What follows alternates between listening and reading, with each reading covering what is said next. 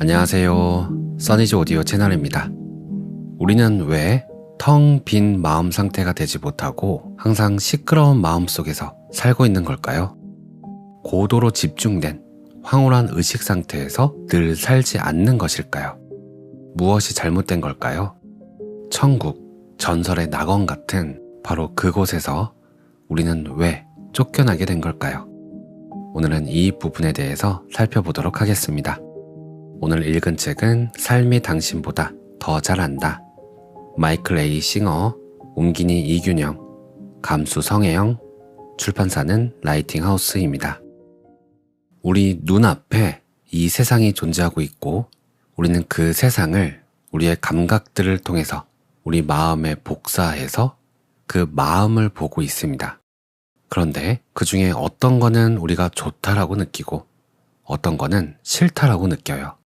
또 어떤 것은 뜨겁다라고 느끼고 또 어떤 것은 차갑다라고 느낍니다. 이 세상 만물은 고유의 본성을 지니고 있다고 말합니다. 그래서 독사와 나비는 전혀 다른 진동으로 자신들만의 고유한 진동을 방출함으로써 자신의 본성을 내보이고 있죠. 그 진동 자체는 경이롭습니다. 하지만 그 진동이 우리의 감각기관을 통해서 우리의 마음으로 들어오면 있는 그대로가 아니라 우리의 내적 경험을 만들어내기 시작합니다. 이때 잘못된 것은 아무것도 없어요. 그저 그렇게 일어난 겁니다. 우리가 이런 모든 진동에 마음을 열 수만 있다면 우리는 낙원에 살고 있는 것과도 같습니다. 하지만 우리는 그렇게 살고 있지 못하죠. 우리가 독사와 마주치면 그렇게 편안한 경험은 아니에요. 독사를 보는 것만으로도 우리는 불편한 경험을 합니다. 우리가 죽고 사는 차원의 불안까지도 일으킬 수가 있죠. 이것은 외부 세계의 경험에 대한 우리 안에서 일어나는 내적 반응입니다. 하지만 이 불편한 내적 반응 자체는 본질적으로 나쁘지 않아요. 그것은 그저 다른 진동일 뿐입니다. 어떤 색은 위안을 주고 또 어떤 색은 거슬리는 것과 마찬가지로 말이에요. 색깔 자체는 좋지도 나쁘지도 않습니다. 그저 서로 다른 진동수를 지닌 것일 뿐입니다. 이러한 다양한 진동 스펙트럼 상에 있는 여러 가지 진동을 대해도 편안하게 느끼는 법을 배울 수가 있어요. 그러한 진동들이 우리 안으로 들어왔다가 지나가는 것을 우리는 경험합니다. 하지만 우리는 모든 진동을 다 받아들일 수 있는 그만큼 높은 수준의 받아들임을 실천하지는 않죠. 이 마음속에서 펼쳐지고 있는 것을 경험하고 있는 그 안의 나. 그 나는 편안하지 않은 것에 대해서 저항할 수 있는 능력을 가지고 있습니다. 그 능력을 우리는 의지라고 부를 수도 있어요. 그 저항할 수 있는 능력, 그것을 사용할지 말지 그 의지를 우리는 마음의 손처럼 사용하고 있습니다.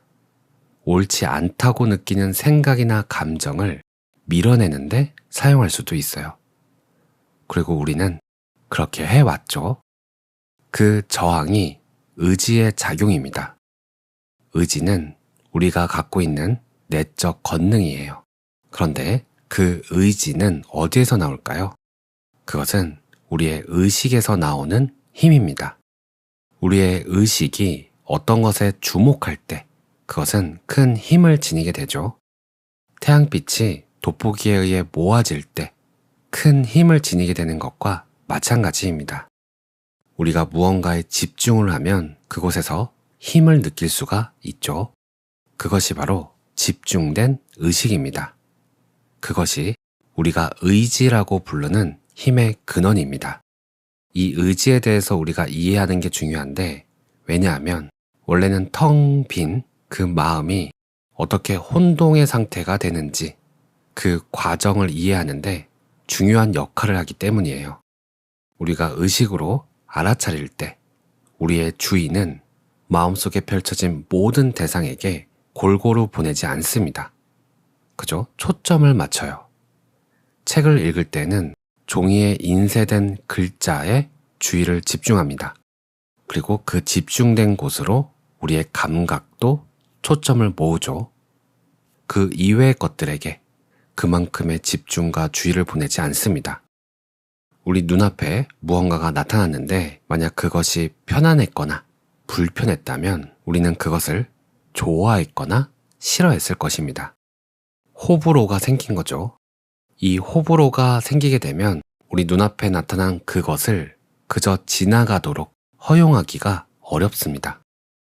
우리 내면에서 어떤 경험이 중립적으로 느껴지지 않으면, 그러니까 좋거나 싫거나 한쪽으로 치우쳐 있으면 그곳에 우리의 의식이 끌어당겨집니다. 우리의 의식이 끌어당겨지면 자연스럽게 그곳에 집중하게 되고 우리는 그것들이 마음에서 지나가도록 그냥 놔두지를 못하게 되는 거죠. 집중된 의식, 그것은 우리 마음속을 지나가는 모든 대상에 영향을 끼치는 하나의 힘입니다. 이것을 좀 쉽게 이야기하자면 무언가를 우리 마음속에 품고 있으려면 그것에 의식을 집중해야만 그것이 사라져버리지 않아요. 예를 들어서 우리가 암산으로 무언가를 계산을 하고 있을 때 그때 우리의 의식은 그 숫자에 주의를 집중하고 있습니다. 왜냐하면 그래야만 그 숫자를 까먹지 않고 암산이 가능하기 때문인 거죠. 그때 그 숫자들은 우리 마음에 남아있게 됩니다.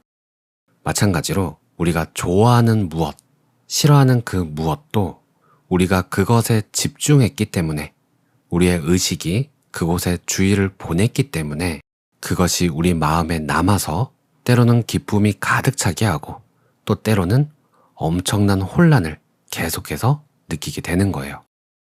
우리가 싫어하는 것을 저항할 때, 느끼고 싶어 하지 않을 때, 그때 우리의 의식은 어디에 가 있나요? 그 싫어하는 것에 가 있죠. 그것이 바로 우리 마음에 그것을 품고 있게 되는 원리가 되는 겁니다. 태어나서 처음 보는 엄청나게 아름다운 나비가 갑자기 제게 날아옵니다. 그리고 제 손등에 앉았어요. 지금 이 순간이 너무나 아름다운 경험이어서 우리는 저절로 거기에 의식을 집중하게 됩니다. 그런데 이때 나비가 다시 날아가 버려요. 그러면 우리 마음에서는 그것이 싫어서 의지를 사용해서 그 마음속 이미지를 붙잡습니다. 나비는 이미 날아가 버려서 그것을 붙잡아 놓을 수가 없는데 우리는 마음속에 그 나비를 정신적 이미지로 붙잡아 놓으려고 애씁니다. 이것이 바로 집착입니다. 지금 살펴보았던 너무나도 싫어서 밀어내려고 했던 저항, 그리고 너무 좋아서 계속해서 보고 싶고 갖고 싶어 하는 이 집착, 이러한 것들은 어떠한 정신적 패턴을 만들어서 우리 마음의 에너지 장 속에 저장되게 됩니다. 그러면 이 저장된 것들이 우리가 일상을 살아가면서 불쑥불쑥 올라와요. 이 불쑥불쑥 올라오는 것, 이것이 호불호를 만듭니다. 좋아한다, 싫어한다. 결국 집착이라는 것도 저항이라는 것도 그 정신적 이미지를 우리의 마음속에 붙잡아 놓은 것을 말해요. 우리의 마음은 현실 세계를 그대로 복사해서 보여주는 스크린과 같다라고 이야기를 했었죠.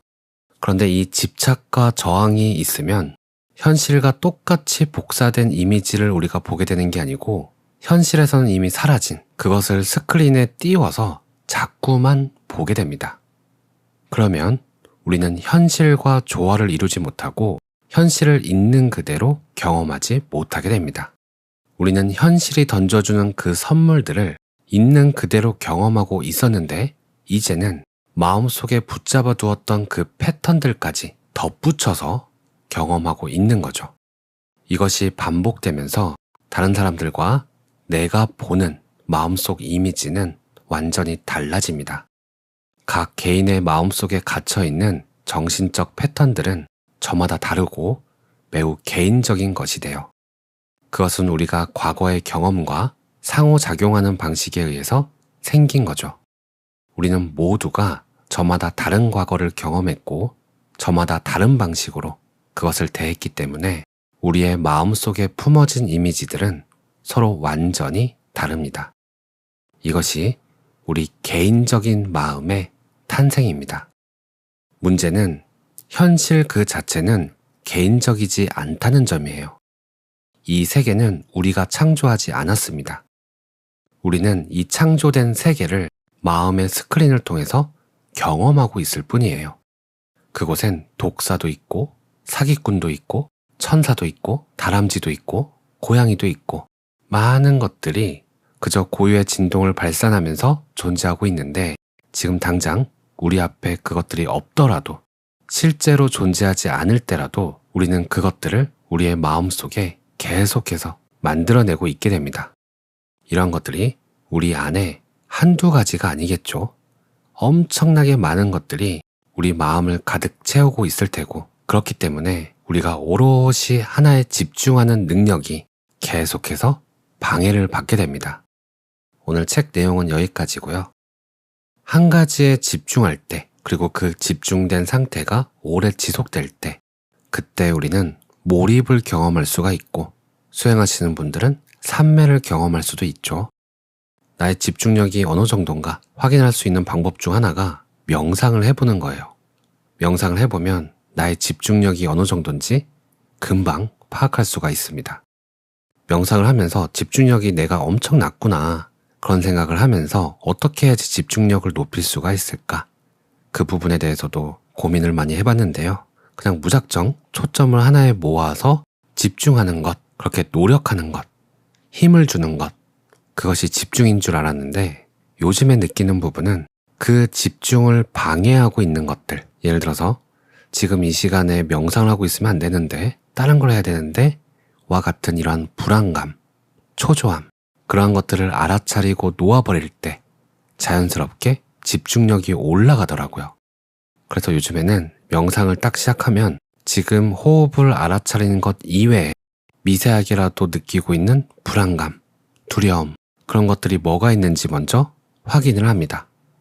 그리고 그것을 놓아버리는 것 먼저 하고 명상에 들어가면 집중이 잘 되더라고요. 호흡을 알아차리는 것 이외에 지금 내 마음에 무엇이 있는지 그것을 알아차려서 놓아버릴 때 저는 다짐을 해요.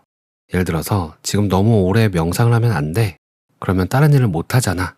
라는 생각들이 있고 거기에 붙은 불안감이 있을 때 의도적으로 괜찮아.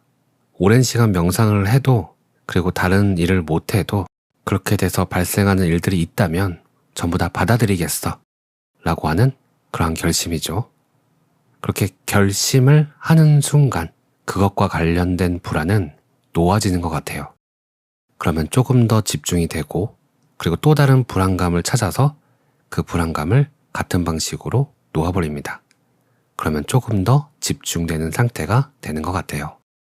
그렇게 놓아버리고 이 호흡 하나에만 완전히 집중된 상태, 아직 거기까지는 가지 못했어요. 그것을 계속 실험해보고 해보고 있는 중입니다. 만약에 그런 상태가 된다면 그 경험들도 공유하도록 할게요. 오늘도 평온한 하루 보내세요. 감사합니다.